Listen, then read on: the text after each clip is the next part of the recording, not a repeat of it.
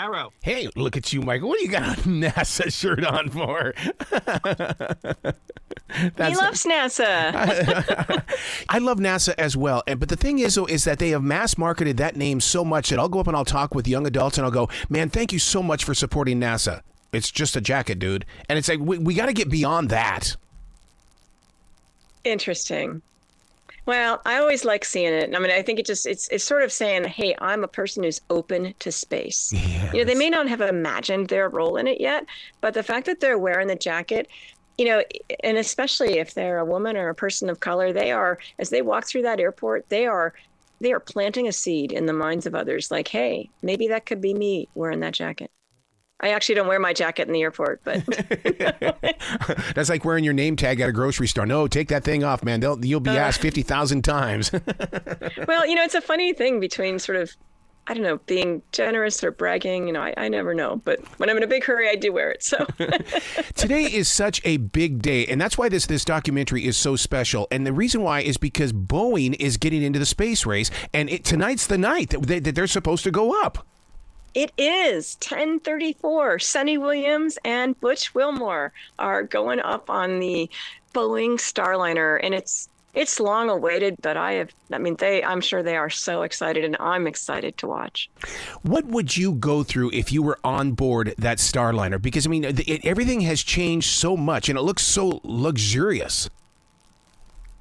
What would I go through in terms of being ready? Mentally, physically, because it just something is. It doesn't look like the old days of Apollo. When I was a kid, and I would just sit there in front of that TV, and you would see things that were, it doesn't look as nice as what it does today. Well, it's its first trip, right? So it's going to look. It still has that new car smell, right? But I think the challenge here has been, I have heard that this is a spacecraft that is a pilot's spacecraft, that it is built, engineered, and the controls are such that it's really, a place that a pilot really feels at home. And Sonny Williams and Butch Wilmore are both test pilots, and they're the people on this crew. It's been a mission that's been long in coming. And yet it's all part of, even though they're going to the space station, it is all actually part of paving the way back to the moon and onto Mars. Mm-hmm. Mm-hmm. And for them getting ready for this mission, it's a little bit different probably than the things you see in The Longest Goodbye in the movie, because they're focused on their piece of the road to Mars, which mm-hmm. is, let's get another spacecraft moving so that we always have a way to get down to space and continue doing the research we're doing about what happens to people when they live in space, things like that. So they're focused on, especially the first, the ascent itself. It takes about 8.5 minutes to get to space. I imagine they're going through procedures and just practicing things, and also they've spent some time this week, as I understand it, in the real vehicle, and that they've been in simulators a lot. So they've gotten to sit in their vehicle, sort of just imagine how it really feels, or understand how it really feels to not just be in a simulator that's always going to be a little different. The Longest Goodbye, the documentary, I think is the very first time where it speaks the truth of what we should expect as humans and as astronauts. Because 3 years, that's kind of scary to me. Well, it's interesting that you would say that, because I think that basically, we've known for a while how long it's probably going to take to Mars, and people will tell me, I think everybody will say those words. They'll say, hey, I heard the journey to Mars is like a 3-year journey. Boy, that seems like a long time. But when you see this movie, those words really take on a different connotation, I think, because you see what it's like for the humans, and you see what it was like for me and my family. Caleb Barron is an astronaut right now. Could very well be one of our people walking on the moon soon. And Matthias Maurer from Germany, and other scientists who are coming up with ways to keep astronauts, feeling like themselves and able to take part in the mission. And things are put in, I don't think it's a movie that NASA or the other space agencies could make, mm-hmm. in that it's seen from a very candid point of view. A neat director that asked Kayla and I and different questions that nobody had ever asked us. And for myself, I realized that they were stories that I wanted to tell.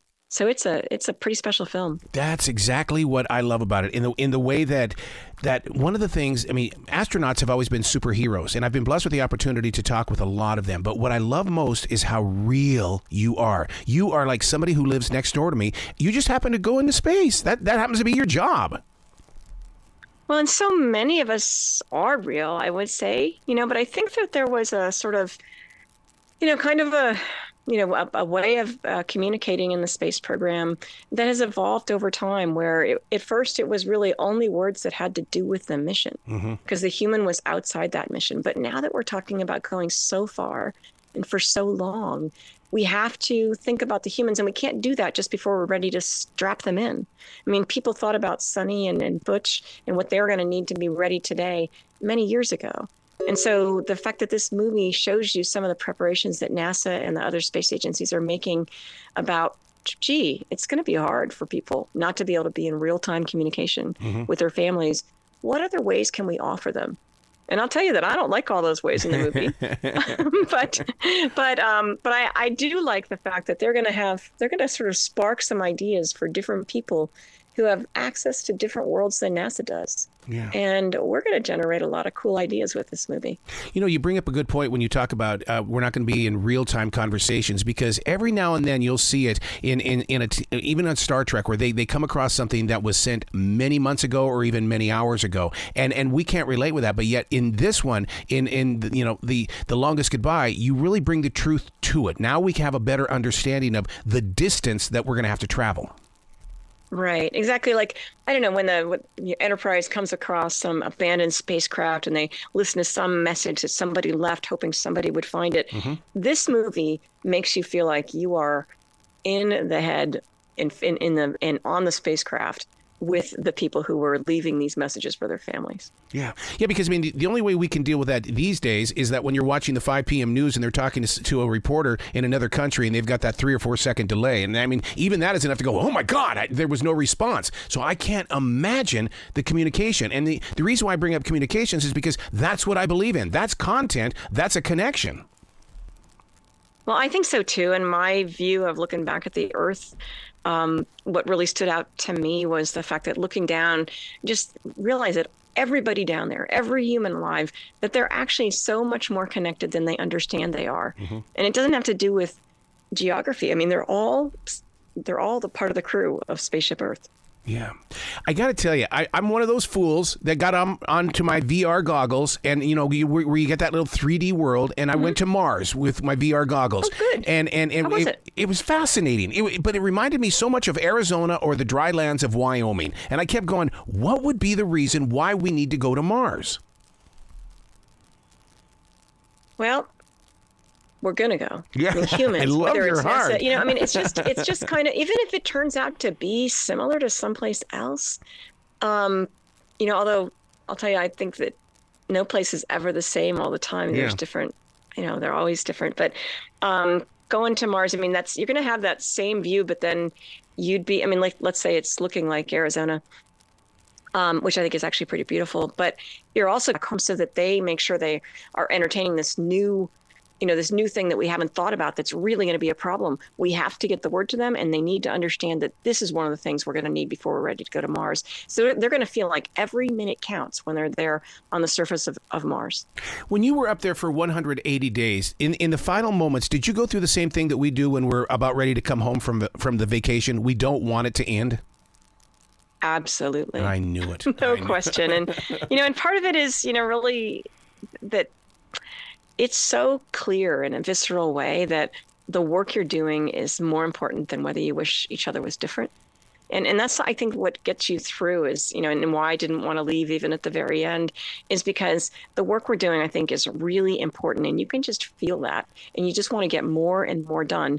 But pretty soon your job is actually to go home and turn that over to somebody else. Yeah.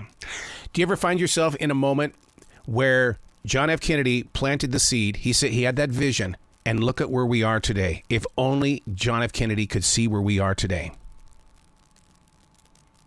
Oh, so, interestingly, I've never actually thought about that.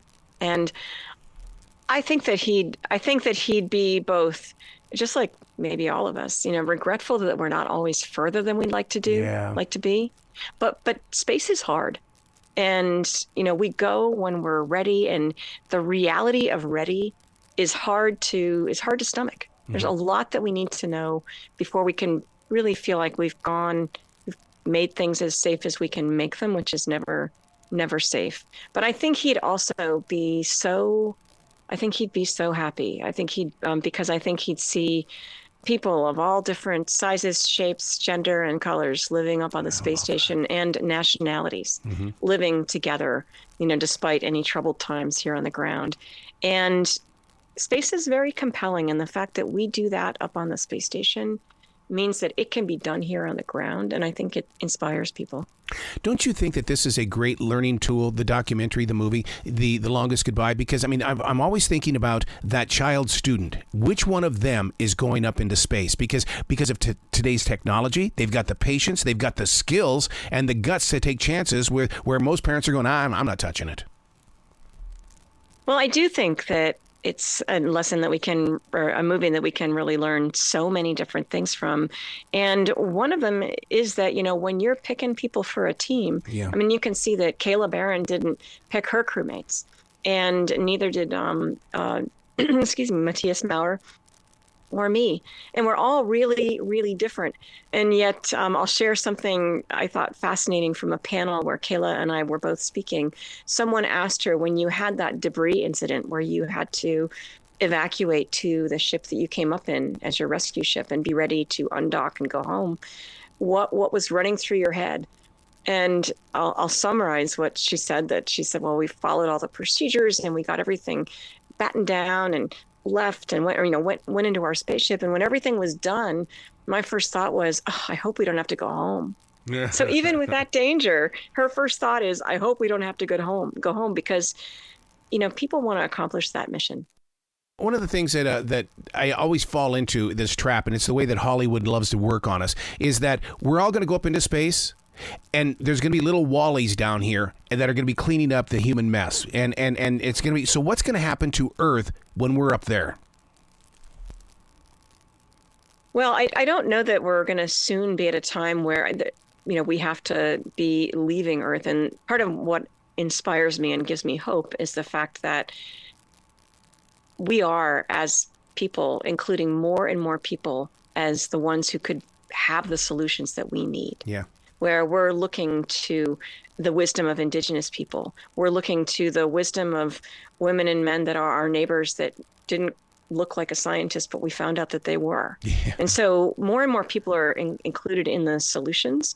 And also, specifically in terms of space, how to recycle air, water, how to live in a place where we can't grow food because the growing food is limited, like on Mars. I mean, as space explorers, we have to solve those problems, but the solutions come right back down here to Earth and help us with what we're doing down here in terms of water filtration, growing plants and food in places where it's hard to do that. So I feel like we're using all of our different experiences to try to understand better how to live better here on Earth. You talk about building those teams. I'm so inspired by these major companies like SpaceX that's working together, and now Boeing. I mean, it's like everybody is coming together to make this happen, and that should be inspiring to so many different generations beyond us. Well, it really should, because, working for NASA is going to be different than working at SpaceX, and different people with different personalities are going to now don't have just one space agency to be exploring with. And so I'm really excited. And also these new entities like SpaceX, like, so many other space companies, including Blue Origin and Virgin Galactic. That's it. Yeah. They are helping to pave the way to space. And they can take, more risks with hardware, if it's just hardware without any people on it, than government agencies like NASA can take. And so actually, by taking those risks, they leapfrog us further ahead, and everyone gets to leap ahead and start with, more knowledge than they had before. So now we build that station up there on the moon. And then we start. So the goal is to fly to the moon, pick up a second shift, go to Mars. Is that what the original goal is?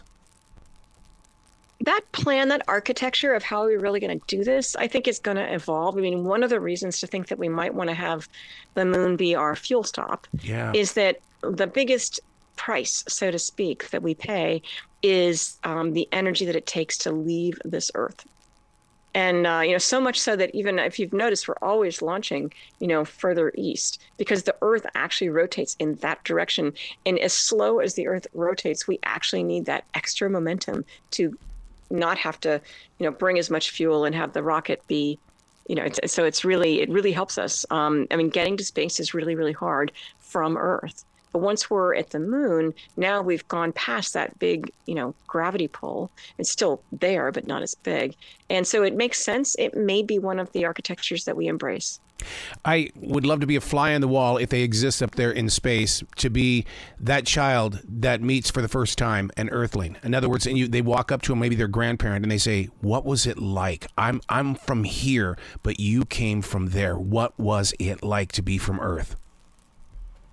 It's going to be, there's a lot of things we thought were impossible, but it turns out they are. And I think the hardest part of that equation is to not just to realize that it's not just cartoon characters or people in a movie, it's real humans.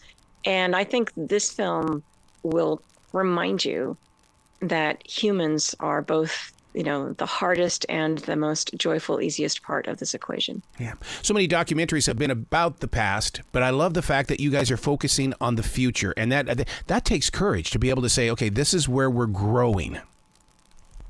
Well, it really took, I think, I'm always amazed at the sort of unique intersection that has to happen for a film that really makes ripples down here on Earth to happen. And in this case, it was a director and a producer that had questions about going to Mars that they wanted to understand. And doing that, they met Al Holland, the psychologist, who is featured in the movie. And all of a sudden they realized this was the story they wanted to tell. And because they could then on their own do so much work, then it became picked up as a PBS independent lens production. And the fact that it was picked up by PBS makes it, as NASA is evaluating, we can't participate in every film. What one can we do? This one has PBS backing. We know that people will see the results of the tax dollars that we're spending. I mean, it's this amazing intersection where the right thing, the right people, the right skills all have to come together, and they come together in this movie. And it is both wonderful and I would say scary that it's premiering on PBS tonight. Oh my God, I just can't imagine what you're going through there. We talked about going up into space. Well, you'll be in space in the air tonight. It's true, and my family too. It's been pretty interesting to get to see this movie with my 10-year-old son, and also the same. I have two sons, but to watch this movie together with them at the same time has been a really interesting experience and a great family one. Wow. Where can people go to find out more about you and more about NASA? Because, I mean, they are so deeply dedicated to the future of where we're going. I would go all sorts of places on the internet, but I would also go to the library. If you want to learn more about how we get to space and things like that, think about reading some books that are written for kids. Yeah. I mean, when you want to learn a new science thing, that's what the folks on Science Friday were telling me. Go and read books that are designed where you can actually just read through and get an idea and then dive deeper. And I think there's lots of folks you can learn. I love a bunch of folks on the internet that like to tell the space stories in ways that are understandable. And so there's go find some of those, whoever sort of, resonates with you. And I'm anxious for people to learn more. Absolutely. Please come back to the show anytime in the future, Doctor. The door is always going to be open for you. Well, thank you very much. I actually have a book coming out this summer with some of my lessons learned and experiences, and I'm pretty pleased to be able to share those with folks too. Oh, I love it. I love it. See, connected. You're always connected with people. That's brilliant. You be brilliant, okay? Wow. Thanks for encouraging folks to watch the movie. It's significant. It really is. I think you'll be surprised. I think folks, it's like a space movie they've never seen. Thank you so much. Thanks very much.